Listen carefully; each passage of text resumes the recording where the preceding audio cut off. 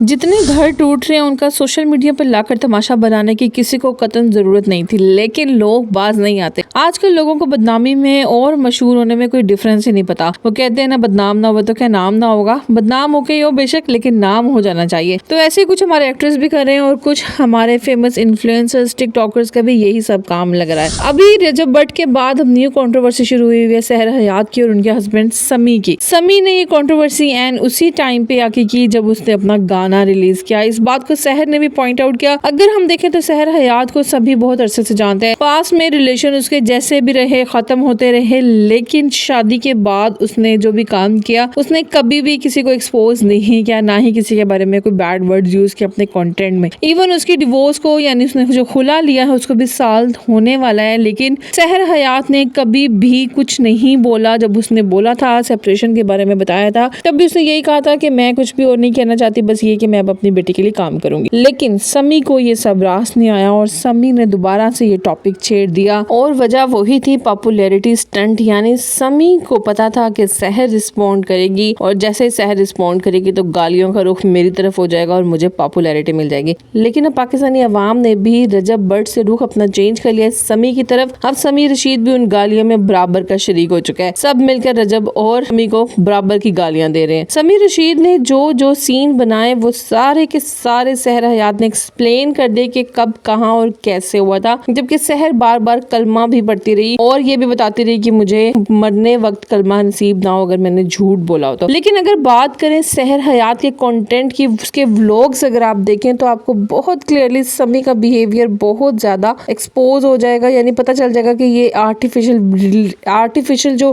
Behaviour होता है वही समी का होता था। और एक प्रैंक की वीडियो बनाई थी सहर हयात ने जिसमें समी के ऊपर कैमरा ऐसे था जैसे उसको नहीं पता होगा सहर प्रैंक कर रही थी, लेकिन समी ने इतनी वियर्ड लैंग्वेज यूज की थी और हाथ उठाने को भी कहा था जिसपे सहर बार बार मजाक करके कहते आप मुझ पे हाथ उठाएंगे, आप मुझ पे हाथ उठाएंगे। डेट मीन्स कि वो रियल में हाथ उठाता था और वहाँ समी की असलियत ही नजर आ रही थी। जितना घटिया ये इंसान था इसके चेहरे से एक्सपोज होता था। आई डोंट नो, सहर को जब निकाह के बाद ही पता चल गया था कि ये झूठा है या जो कुछ भी है, सहर को निकाह को ही खत्म कर देना चाहिए था, उसे रुखसती तक बात लेके आनी नहीं चाहिए थी। लेकिन वही हर मशरकी औरत एक बार कोशिश करती है कि अपना घर बचा ले, एक बार कोशिश करती है कि वो कुछ चीजें बेहतर कर ले। उसके बाद बात करेंगे सहर हयात ने बताया है कि समी इब्राहिम ने उसको घर सेपरेट होने की क्या कंडीशन रखी। इतनी कोई सिक मेंटालिटी की कंडीशन थी कि कोई सिक मेंटालिटी का इंसान ही ऐसी कंडीशन बोल भी सकता है। सहर हयात अपने आप को और अपने घर को बचाने के लिए ऑब्वियसली उस पर भी अग्री होगी, लेकिन मुझे यकीन नहीं आता कि कोई इतना घटिया आदमी कैसे हो सकता है। अब तो चाहिए अवाम को कि इसको पकड़ ले कहीं पे भी और इसके अपने गुंठे इसके मुंह में दे के ना इसको छोड़ दे चुराहे के ऊपर, ताकि कुत्ते बिल्लियां सारे इसको खा ले। इस जैसे आदमियों का यही हशर होना चाहिए जिन्हें ना अपनी बीवियों की इज्जत करनी आती है ना अपना घर बचाना आता है। लालची इंसान था और वही पैसे के पीछे भूखा होता फिरता रहा। वेल, ये तो था हमारा ओपिनियन। आपका इसके बारे में क्या ओपिनियन है? क्या आपको लगता है सहर हयात सही है या समी? जिसको भी आप सपोर्ट करें कमेंट सेक्शन में जरूर बताइएगा। इससे कुछ ना कुछ मोटिवेशन मिलेगी सहर को जो इस वक्त सिंगल मदर होने के ऐसे सफर कर रही है। आज की वीडियो में इतने, आपसे मिलेगी नेक्स्ट वीडियो में। तब तक के लिए अल्लाह हाफिज।